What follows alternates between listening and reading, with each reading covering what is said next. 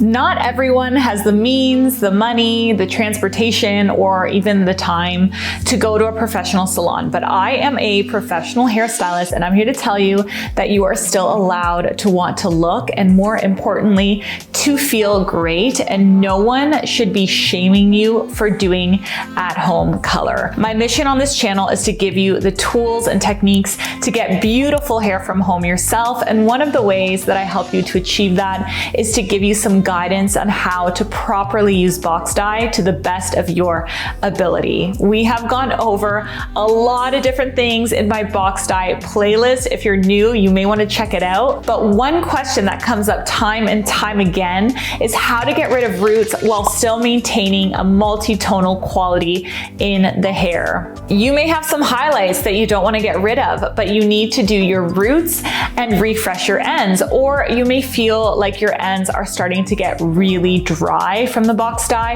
and you're afraid to overlap it even more. So what do? How do you keep doing your hair at home without wrecking it? And how do you keep using it without getting your hair to look too inky, flat, and one-dimensional? Well, I'm about to show you how.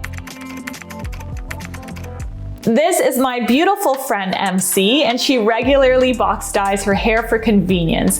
As you can see, she has a lot of grays on the top of her head and around the perimeter of her face. She has two goals for her color today, and those goals are to cover the gray and to blend and tone out the bottom while still remaining multi-tonal. This is very important. We want to cover the gray, but we want to keep the tone in the mid-shaft and end.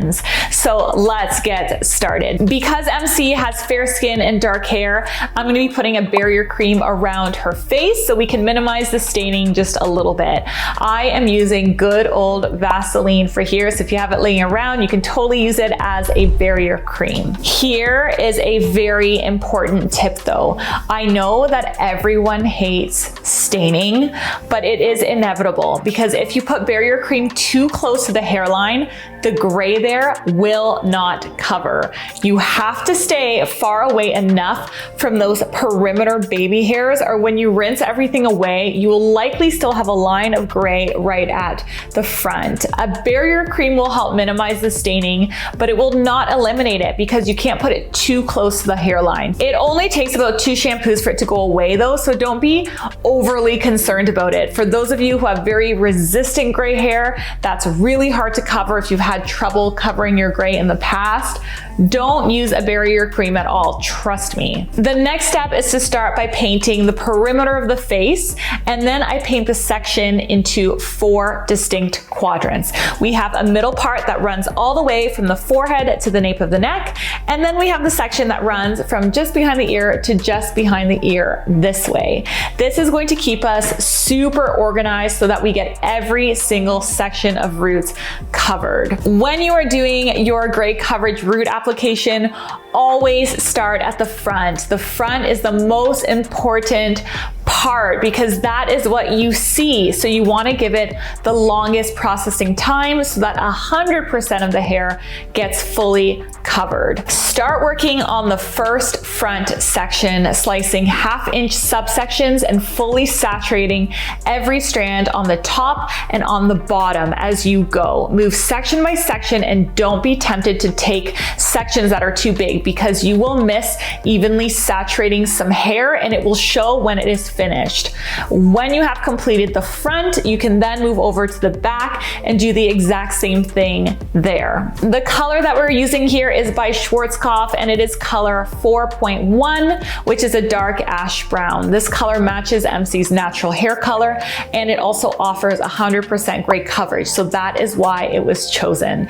I can't stress this enough. Always make sure to read the box to know whether or not it will cover gray, especially if that is your main concern. A semi-permanent color, which you can find in the drugstore, will not give 100% gray coverage results. When you're at the store and you're shopping, just take a second, really make sure that you know which box you're buying. Really make sure to read it so that you aren't disappointed after putting all that work in. Another thing you have to do is read the instructions. So the instructions in the box told me to leave it on the roots for 20 minutes before applying it to the ends, and the total processing time time should be 45 minutes for gray coverage. So what I did is I left it on the hair for 20 minutes and then I decided to switch it up a bit. On the mid shafts and the ends, I decided to use a totally different box dye. I decided to use L'Oreal Le Color Gloss, which is a direct deposit color with no developer. So this is a semi-permanent stain that has zero damage and is actually very conditioning to the hair. I love this stuff. I use it on myself and I've done tutorials on it here on YouTube. So I'll leave a link to those videos in the description box below in case you want to learn a little bit more about what a gloss is and how it works and what it does. This gloss is perfect for you if you don't want to damage your ends, oversaturate them with permanent color, or you don't want to make your hair color look too flat. Because it just tones the hair, it really leaves it looking very multi-dimensional.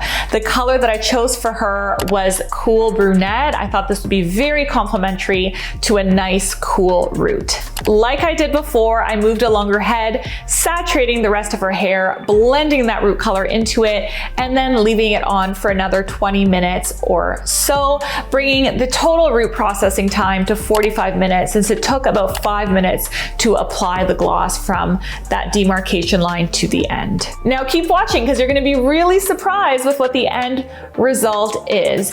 After rinsing the color out, shampooing and conditioning, I blew it all out and straightened it with my Tymo Ring straightening comb because I really wanted to show you how the color looks when it is straight. You can hide color errors in curly hair, but really you cannot hide it in straight hair. So I wanted you to really see what happened by combining the permanent box on the roots and the color gloss on the mids and on the ends. As you can see in the finished result, her roots are 100% covered, but the best part about it is that her ends are a little lighter, a little warmer. They're full of dimension and shine. You cannot get much better than this at home, you guys. If you want to do at-home color and you want to maintain it yourself, I highly recommend this little cocktail of permanent on the roots and a gloss on the ends. If you have any questions for me about your hair, leave it in the comments section because the video is over.